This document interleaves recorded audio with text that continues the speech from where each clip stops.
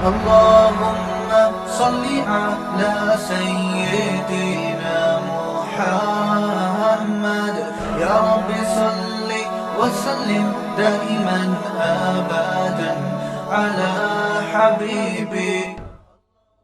قال الملک انی ارا 7 بقرات سمان. ایک دن بادشاہ سلامت صبح بیدار ہوئے. بادشاہ تو غیر مسلم تھا، لیکن قرآن سے پتہ چلتا ہے کچھ تھا، کچھ صحیح آدمی تھا، کچھ کوئی 2 نمبر نہیں تھا، کچھ جسے کہتے ہیں نا پنجابی میں بندے دا پتر تھا.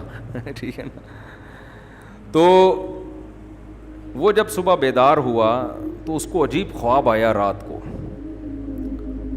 تو بعض خواب ایسے ہوتے ہیں نا، انسان کی چھٹی حس کہہ رہی ہوتی ہے کہ یہ جھوٹا خواب نہیں ہے.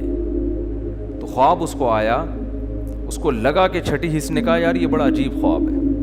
اس نے کیا کیا، اپنے سارے درباریوں کو جمع کیا اور کہا انی ارا 7 بقرات سمان. میں نے دیکھا 7 موٹی موٹی گائیں یاکلوہن 7 عجاف. انہیں 7 دبلی دبلی گائیں کھا رہی ہیں. و7 سنبلات خضر. اور 7 ہرے خوشے جو گندم کے نہیں ہوتے ان کو 7 سوکھے خوشے کھا کے ختم کر رہے ہیں. یا ایھا الملأ افتونی فی رؤیایا. اے میرے درباریوں، بڑے لوگوں، میرے اس خواب کی تعبیر بتاؤ اگر تم تعبیر بتا سکتے ہو. انسان کی عادت ہے جو چیز نہیں آتی نا، کم بخت کبھی منہ سے یہ نہیں پھوٹے گا کہ مجھے نہیں پتا.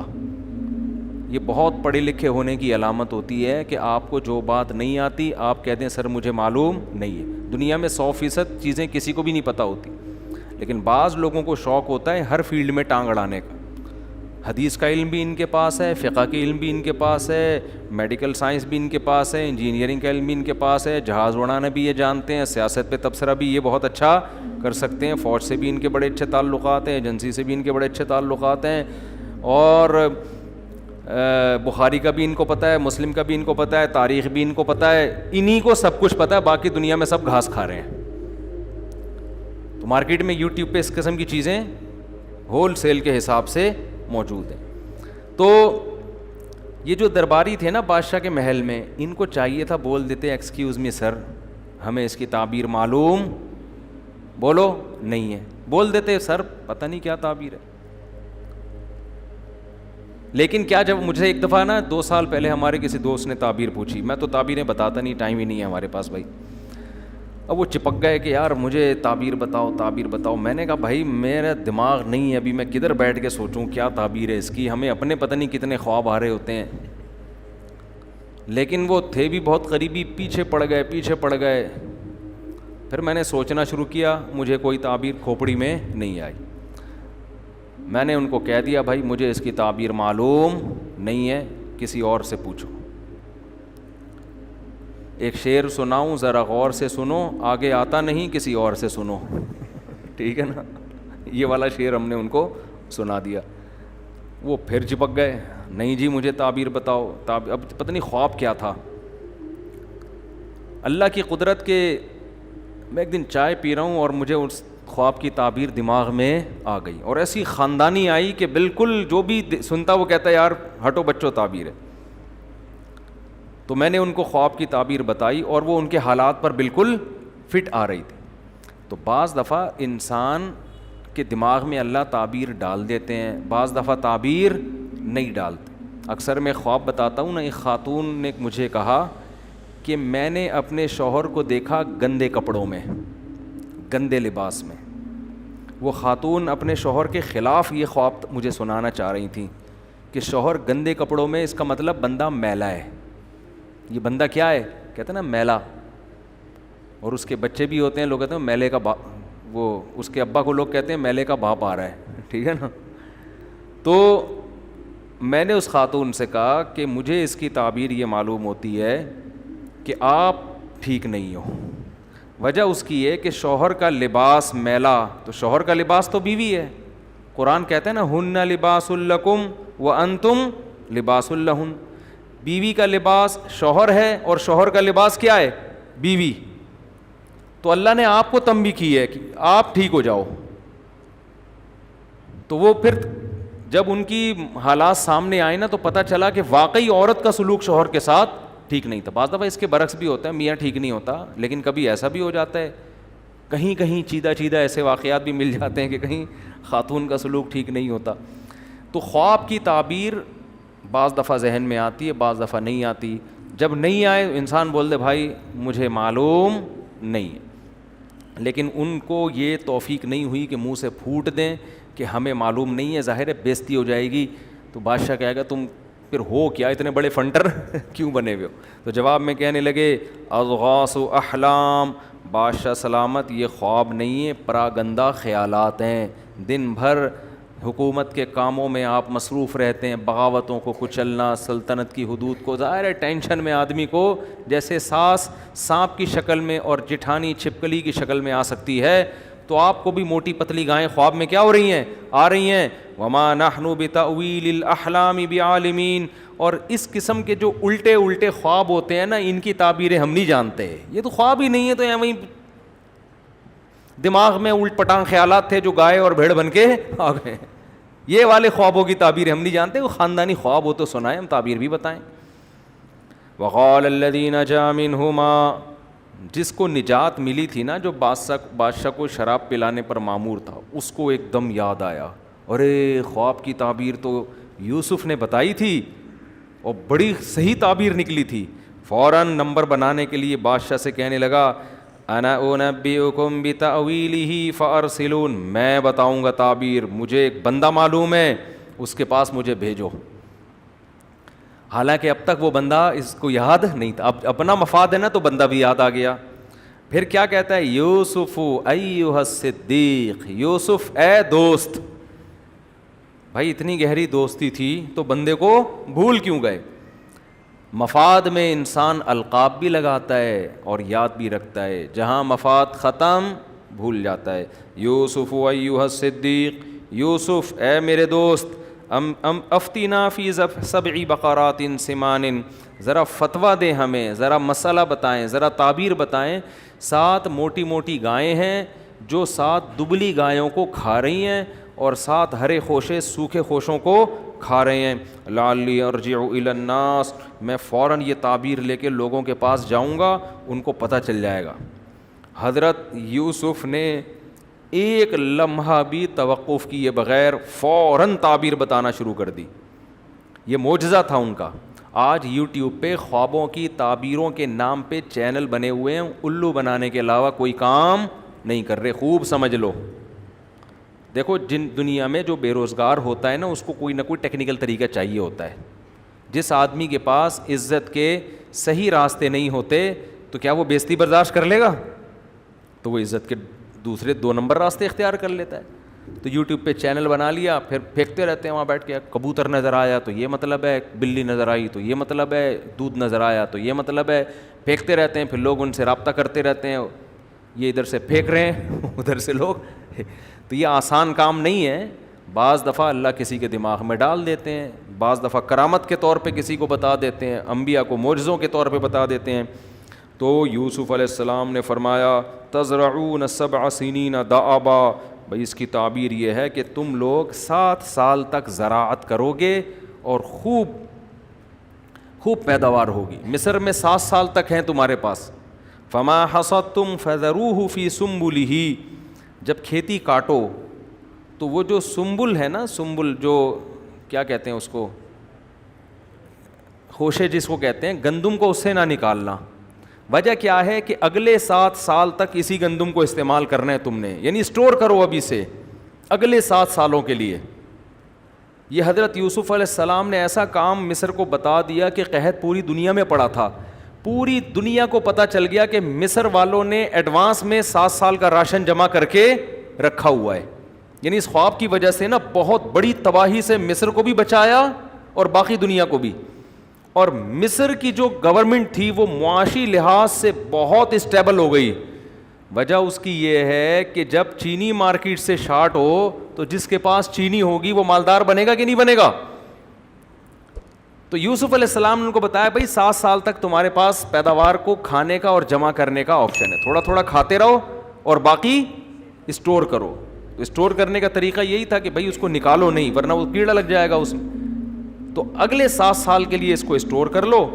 اور پھر کیا ہے, ثم یاتی من بعد ذلک 7 شداد یاکلن ما قدمتم لہن, اس کے بعد 7 سال بہت سخت آئیں گے قحط کے, جو کچھ تم نے جمع کیا ہوگا وہ 7 سال اس کو کیا کر دیں گے, کھا پی کے ختم. الا قلیلا مما تحصنون, سوائے اس کے جو تم نے بچا کے رکھ لیا پہلے سے مینجمنٹ کے تحت. اس سے ہمیں یہ بھی پتہ چلتا ہے کہ مستقبل کی پہلے سے پلاننگ کرنا یہ توکل کے خلاف. بول لو نا کیا ہو گیا یار, نہیں ہے. لوگ کہتے ہیں نہیں پہلے سے پلاننگ نہیں کرنی, کھاؤ پیو اڑا دو پھینک دو, ادھر دعوتیں کر دی, جتنا پیسہ آیا ادھر بانٹ بوٹ کے اس کے بعد اگلے دن لوگوں سے قرضہ مانگتے, پان گٹکے کے پیسے بھی نہیں ہوتے اگلے دن اس کے پاس. اس لیے قرآن نے کہا کہ نہ اپنا ہاتھ اتنا پھیلاؤ کہ کل بھیک مانگنی پڑے, اور نہ اتنا تنگ کر دو کہ کنجوس لوگ کہنا شروع کر دیں تمہیں. تو اس لیے اعتدال والا راستہ. تو یوسف علیہ السلام نے کیا کیا بھائی, ان کو یہ بتایا. قال الملک اتونی بھی, بادشاہ بڑا خوش ہوا. بادشاہ کو تھا کہ اگر یہ واقعی 7 سال بعد قحط پڑ جاتا ہے تو یہ تو بڑا یعنی زبردست شخص ہے یہ. تو بادشاہ نے کہا کہ اس کو لے کر آؤ یوسف کو. پہلے بھی بادشاہ کو پتا تھا کہ میری بیوی نے کس قدر ورغلانے کی کوشش کی, مگر یہ پاک دامن نوجوان اس نے برائی کی طرف نہیں گیا. اس سے پہلے ہی بڑا متاثر تھا یوسف علیہ السلام کی صلاحیت پر, لیکن جب تعبیر بتائیے بادشاہ نے کہا کہ لے کر آؤ. تو قرآن کہہ رہا ہے فلما جاءہ الرسول, جب قاصد آیا نا کہ چلو جی آپ کی رہائی کا فیصلہ ہوا ہے, بادشاہ نے آپ کو بلایا ہے. قال ارجع, یوسف علیہ السلام نے کہا نا نا نا, ارجع الی ربک, بادشاہ کے پاس جاؤ. فاسألہ, اور بادشاہ سے پوچھو ما بال النسوۃ اللاتی قطعن ایدیہن, جن عورتوں نے مجھے دیکھ کر اپنے ہاتھ کاٹ ڈالے تھے ان سے پہلے میری صفائی کی بات کرو. پہلے پوچھو غلطی پر کون تھا, میں تھا یا وہ تھیں, کیا میں نے کسی کو برائی سے کسی کی طرف دیکھا. پہلے میری یہ پوزیشن واضح ہونی چاہیے, کیونکہ لوگ میں کنفیوژن تو ہو گئی تھی نا, کچھ کہہ رہا تھا یہ صحیح ہے, کچھ کہہ رہا تھا وہ صحیح ہے. تو یوسف علیہ السلام کو یہ بات معلوم تھی کہ میں اللہ کا پیغمبر ہوں, میں نے دعوت کا کام کرنا ہے. اگر میرے کردار مشکوک ہو گیا تو لوگ میری بات نہیں سنیں گے. یہاں بھی دیکھیں ویژن کو ترجیح دی جا رہی ہے رہائی پر. نہیں آئی بات سمجھ میں, حالانکہ اس کا خطرہ تھا کہ بادشاہ بول دے جاؤ پھر میں رہائی نہیں کر رہا. یہ تو اسی بات کو لے کے بیٹھے ہوئے ابھی تک, میں کیا اپنی بیوی کی بدنامی کروں میں لوگوں کے سامنے. سمجھ میں نہیں آ رہی یار بات. کہہ سکتا تھا نا بادشاہ کہ بھائی واپس جاؤ پھر وہیں رہ لو, ہم تو نہیں, بس کنفیوژن میں ہی رہنے دو تاکہ میری عزت رہے.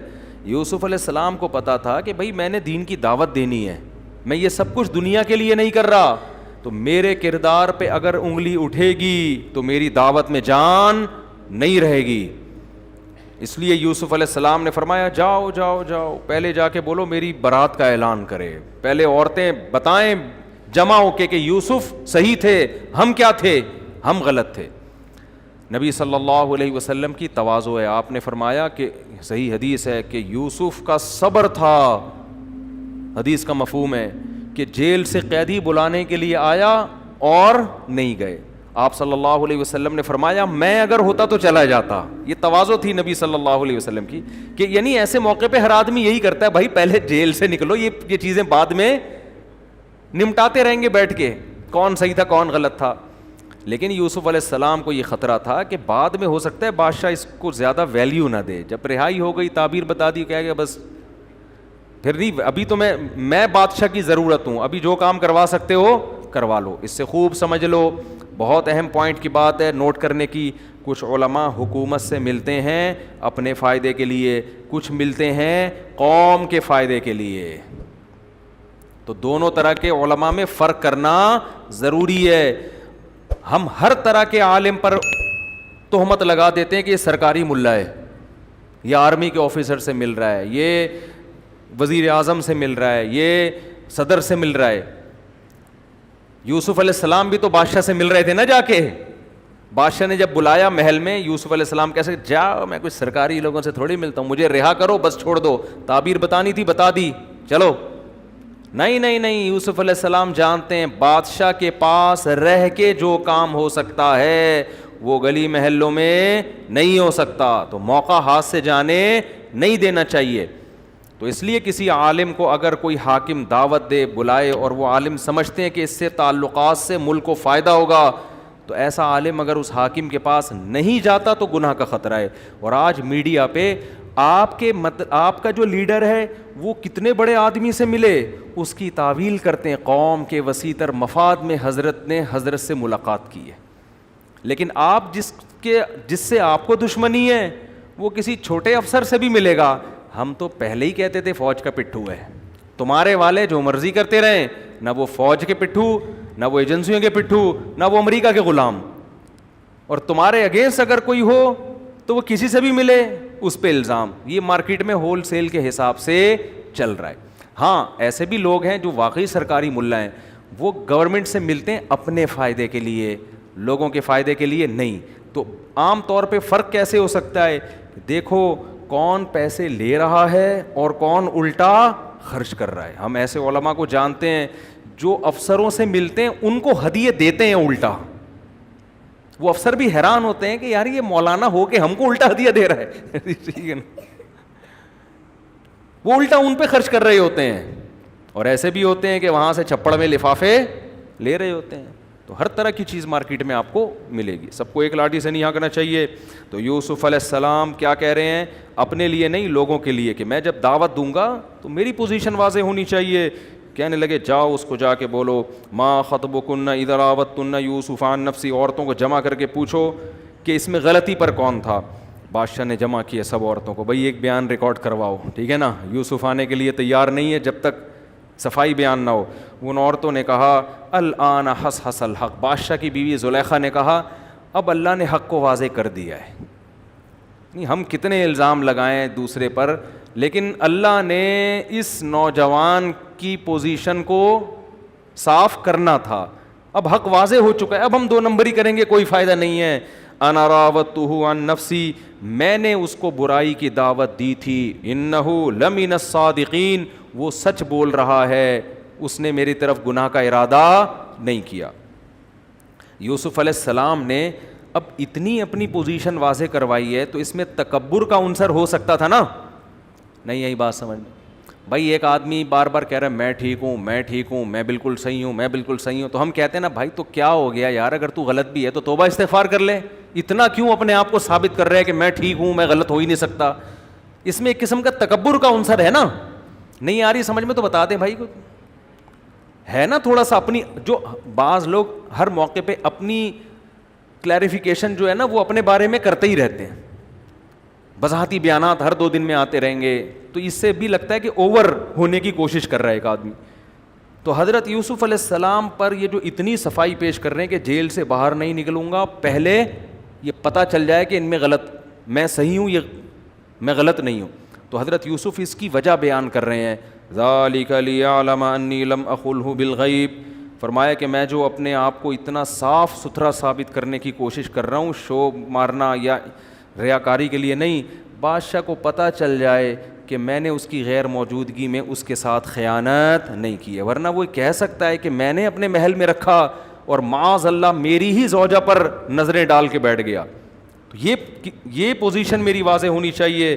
وَأَنَّ اللَّهَ لَا يَهْدِي كَيْدَ الْخَائِنِينَ, اور میں یہ بھی بتانا چاہتا ہوں لوگوں کو کہ جو خیانت کرنے والے ہوتے ہیں اللہ ان کی رہنمائی نہیں کرتا.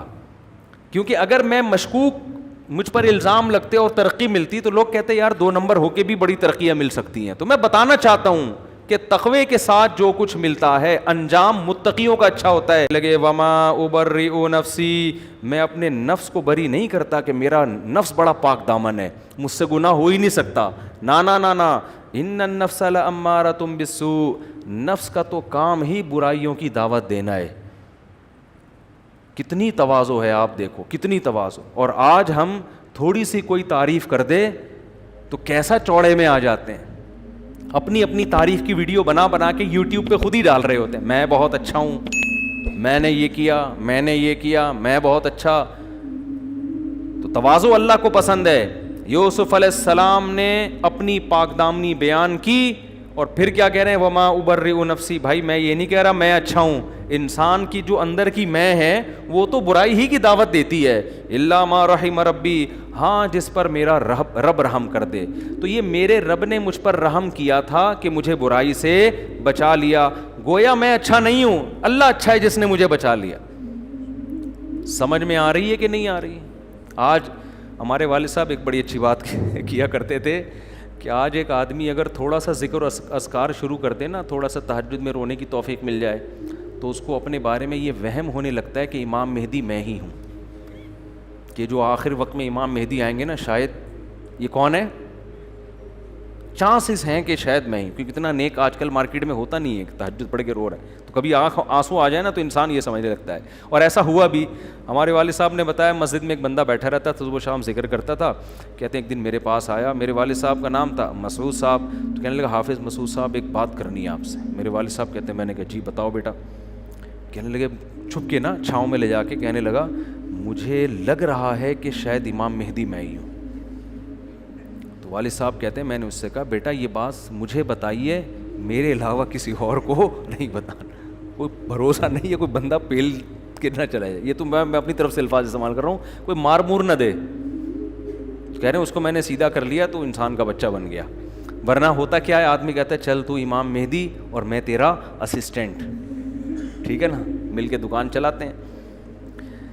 وقال الملک اتونی بہ استخلص لنفسی. جب بادشاہ نے یہ باتیں سنی ہے نا یوسف علیہ السلام کی, کہ پاک دامن بھی ہیں اور شو بھی نہیں مار رہے, یہ کہہ رہے ہیں کہ یہ میرا کمال نہیں ہے, کس کا کمال ہے, اللہ. حالانکہ ایسے موقع پہ تو انسان کتنا کوشش کرتا ہے نا آگے نکلنے کی.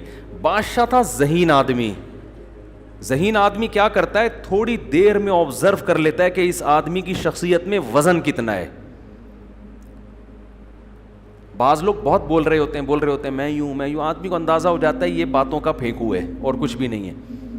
تو یہ جو لوگ کہتے ہیں نا کہ تقریر سے, بیان سے لوگ آبزرو کر لیتے ہیں کسی کی بات چیت سے, یہ حقیقت ہے. جن میں آبزرو کرنے کی صلاحیت ہوتی ہے نا وہ بندے کو 10-15 منٹ میں جانچ لیتے ہیں کہ اس کا وزن کتنا ہے. بادشاہ کو اندازہ ہو گیا بھائی یہ معمولی نہیں ہے, یہ بہت زیادہ اچھے اخلاق کے حامل ہیں اور بڑے ذہین ہیں.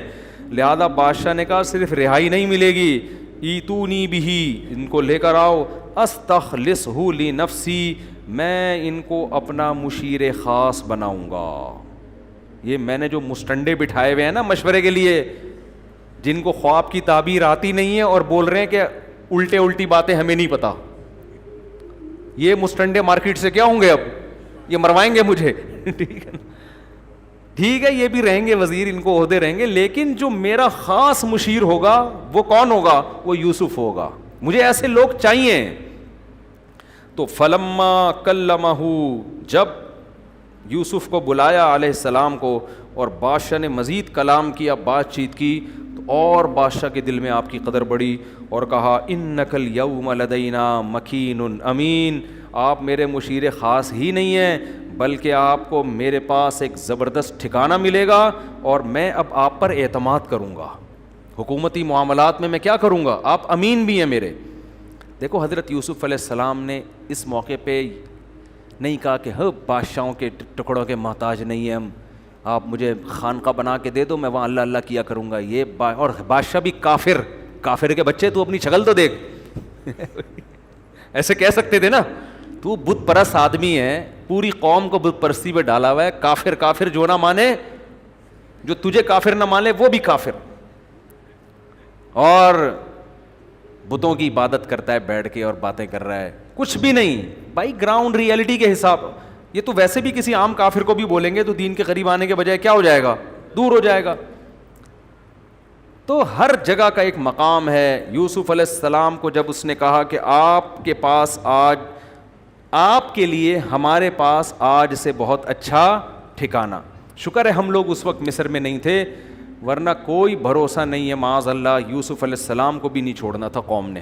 الزامات لگانے تھے, کافر بادشاہ سے مل رہے ہیں, کافر بادشاہ بلا رہے تو جا کے بیٹھ رہے ہیں, کافر بادشاہ عہدے دے رہا ہے تو قبول کر رہے ہیں. تو اپنے آپ کو نا سوچیں ہم کدھر کو جا رہے ہیں. جب یوسف علیہ السلام نے دیکھا کہ بادشاہ سلامت بھی فارم میں آئے ہوئے ہیں بھائی, مسلسل تعریفوں پہ تعریفیں اور کہہ رہے ہیں آپ کہ ہمارے پاس ٹھکانہ ہے. تو یوسف علیہ السلام نے خود سے وزارت کی پیشکش کی کہ بھئی تو جو مبہم باتیں کر رہا ہے نا کہ آج سے مشیر خاص اور ٹھکانہ, تو میں آپ کو بتاتا ہوں مجھے عہدہ کیا چاہیے. یوسف علیہ السلام اصل میں جانتے تھے کہ فیوچر میں جب قحط پڑے گا تو آپ کو پتہ ہے جب ملک کی معیشت ڈاؤن ہو, بارشیں بند, پیداوار زیرو ہو جائے, تو سب سے زیادہ ویلیو وزیر معیشت کی ہوتی ہے. کیا خیال ہے بھائی؟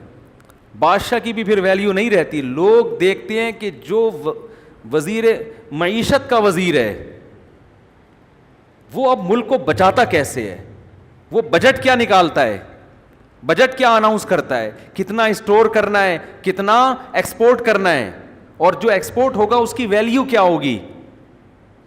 تو یہ کام نالج اور علم کے بغیر, یہ دیسی طریقے سے نہیں ہوتا کہ جناب آپ نے کہا کہ ہم یوں کریں گے کہ جی وہ قرضہ معاف کرانے کے لیے ہم کہیں گے یہ والا چندہ لے کے IMF کا قرضہ دیں گے, مزید سود مانگو گے تو غوری میزائل سے اڑا دیں گے ہم. بعض لوگوں کی یہ بھی رائے ہے, ان کا اپنا ایک نظریہ ہے. تو یہ دیسی طریقے سے نہیں ہوتا, اس کے لیے اکاؤنٹنٹ ہوتے ہیں, اکنامکس کے ماہرین ہوتے ہیں. یہ جو CA کرتے ہیں نا آج گورے, CA کرواتے ہیں نا چارٹرڈ اکاؤنٹنٹ, آپ کو پتہ ہے کہ اکاؤنٹنگ کے علم کی بنیاد مسلمانوں نے رکھی ہے, بلکہ کچھ اصطلاحات بھی اکاؤنٹنگ میں وہی استعمال ہو رہی ہیں جو مسلمانوں کی تھیں, کیونکہ مسلمانوں نے 1920 میں جا کے خلافت عثمانیہ ختم ہوئی ہے. تو پوری پتہ نہیں کتنے کنٹری تھے, آپ ذرا گوگل پہ لکھیں کتنے ملک تھے جو خلافت عثمانیہ کے تحت تھے. تو اتنی بڑی دنیا کو سنبھالنا 700-800 بلکہ 1000 سال سے زیادہ عرصہ ہو چکا تھا. یہ دیسی طریقے سے ممکن نہیں ہے. تو بڑے بڑے سائنسدان تھے مسلمانوں کے پاس. تو یہ علم کی بنیاد مسلمان, اور اکاؤنٹنگ کے علم کی تو ویلیو قرآن سے بھی پتہ چلتی ہے. قرآن نے مالی معاملات کو لکھنے پڑھنے کا اور کیلکولیٹ کرنے کا حکم دیا ہے. تو یوسف علیہ السلام نے دیکھا کہ بھئی بادشاہ سلامت آئے ہوئے ہیں فارم میں اور مجھے عہدہ دینا چاہتے ہیں, تو خود پیشکش کی کہ آپ مجھے وزیر خزانہ بنا دیں. کیوں؟ انی حفیظ علیم. وزیر خزانہ میں 2 کوالٹی کا ہونا ضروری ہے. ایک تو یہ کہ اس کے پاس اکنامکس کا علم ہو, معیشت کا علم ہو. یہ گاڈ گفٹڈ علم اللہ نے مجھے دیا ہوا ہے معجزاتی طور پر. دوسری بات یہ کہ وزیر خزانہ ایماندار ہو. خزانے کو اس سے محفوظ کیسے کرے آدمی؟ ہمارے ہاں وزیر خزانہ سے جتنا خزانے کو خطرہ ہوتا ہے, ڈاکوؤں سے اتنا خطرہ نہیں ہوتا. ٹھیک ہے نا؟ تو میں امین بھی ہوں, میں اس خزانے میں 1 روپے کی بھی خیانت نہیں کروں گا. قرآن کہتا ہے, یوسف علیہ السلام کا ویژن تھا نا, دیکھو ہر فیصلہ کر رہے ہیں, یہ نہیں اس لیے نہیں وزیر خزانہ بننے کی میری تنخواہ ہوگی پھر یہ گاڑیوں میں گھوموں گا. ان کو پتہ ہے بھائی وزیر خزانہ بننے کے بعد ہی مصر کی حکومت میرے پاس آ سکتی ہے اور میں یہاں دعوت کا کام کر سکتا ہوں. آج بعض لوگ کیا کرتے ہیں, مدرسوں کی ضرورت اپنی جگہ, مسجدوں کی ضرورت اپنی جگہ, لیکن ہر دین کا کام مسجد اور مدرسے سے نہیں ہوتا. میں لوگوں سے کہتا ہوں مدرسے بھی ہیں, ان کی بھی کوشش کرو, ان کو مالی تعاون کرو, لیکن اب اسکولوں پہ محنت کرو. ہماری جو کریم تیار ہو رہی ہے, جو پیک کے اداروں میں لوگ جا رہے ہیں, وہ مدرسوں سے نہیں بلکہ اسکول سے جا رہے ہیں. تو اب اسلامی اسکول کو زیادہ فوکس کرنے کی ضرورت ہے. ایسے اچھے اسکول بناؤ کہ تعلیم بہت معیاری ہو اور ماحول ان کا اسلامی ہو. وہاں سے جب بچے نکل کے جائیں تو اچھے اچھے عہدوں پہ جائیں, کیونکہ بہت سارے کام عہدوں سے ہوتے ہیں, ہر کام مولوی بننے سے نہیں ہوتا. مولویوں کی ضرورت اپنی جگہ ہے, لیکن ضرورت اچھے سائنسدانوں کی بھی ہے, اچھے فوجیوں کی بھی ہے, اچھے ججوں کی بھی ہے. اگر صرف مولویوں کے پاس ہی دین ہوگا تو آپ دیکھ لو نا, ادھر مولوی فتویٰ دے رہے ہیں کہ خلا کلعدم ہے, جج کیا کہہ رہے ہیں, خلا ہو گیا. لوگ سن کس کی رہے ہیں؟ ججوں کی سن رہے ہیں. اتنے کیسز ہر ہفتے عدالتی خلا کے وہ عورتیں خلا لے کے شادیاں کر رہی ہیں, وہ زنا ہو رہا ہے, وہ نکاح تھوڑی ہے. طلاق کا اختیار تو قرآن میں صاف طور پر ہے کہ جج کے پاس نہیں ہے, شوہر کے پاس ہے, مگر دے مار 4.5 ڈگریوں پہ ڈگریاں جا رہی ہیں خلا کی. تو اگر ججز جب تک دین کا علم رکھنے والے نہیں ہوں گے, اسمبلیوں میں لوگ دین کا علم رکھنے والے نہیں پہنچیں گے, اس وقت تک ملک میں صحیح معنوں میں تبدیلی نہیں ہو سکتی. تو جلدی سے اب چلتا ہوں میں آگے. یوسف علیہ السلام نے کہا مجھے آپ وزیر خزانہ بنا دیں. اس سے پتہ چلتا ہے کہ وزیر بننے کی کوشش کرنا, آرمی میں اچھا آفیسر بننے کی کوشش کرنا, کسی اچھے عہدے تک جانے کی کوشش کرنا, یہ دنیا پرست ہونے کی علامت نہیں ہے. ہاں ویژن آپ کا اچھا ہونا چاہیے. سمجھتے ہو گے نہیں سمجھتے؟ ہمارے یہاں دیکھ لو جو دین پہ چلتا ہے سب سے بڑا مکھنچو وہی ہوتا ہے, گھر میں پڑا رہتا ہے. ایک صاحب نے کہا کہ میں روزہ رکھ کے فجر کے بعد سوتا ہوں, ظہر میں اٹھ کے ظہر پڑھ کے پھر سو جاتا ہوں, عصر میں اٹھ کے عصر پڑھ کے پھر سو کے افطار کرتا ہوں, میرا روزہ تو نہیں خراب ہوگا؟ صحیح نا؟ تو روزہ تو ہو گیا آپ کا, کہ بھوکے پیاسے تو رہ لیے آپ, لیکن یہ کوئی لائف اسٹائل ہے یار؟ یہ کیا کرے گا بندہ دنیا میں بیٹھ. اچھا بھائی خیر, تو وَكَذَلِكَ مَكَّنَّا لِيُوسُفَ فِي الْأَرْضِ, قرآن کہتا ہے اس طرح ہم نے یوسف کو زمین میں ٹھکانہ دے دیا. يَتَبَوَّأُ مِنْهَا حَيْثُ يَشَاءُ, اور ایسی پاورفل حکومت آ گئی کہ مصر میں جہاں چاہیں ٹھکانہ بنائیں, پورا مصر ان کے کنٹرول میں آ گیا. نصیب برحمتنا من نشاء, ہم جس کو چاہتے ہیں اپنی رحمت پہنچاتے ہیں. ولا نضيع اجر المحسنین, جو سب سے بہترین آیت کہ ہم اچھے عمل کرنے والوں کے اجر کو ضائع نہیں کرتے. کیا مطلب؟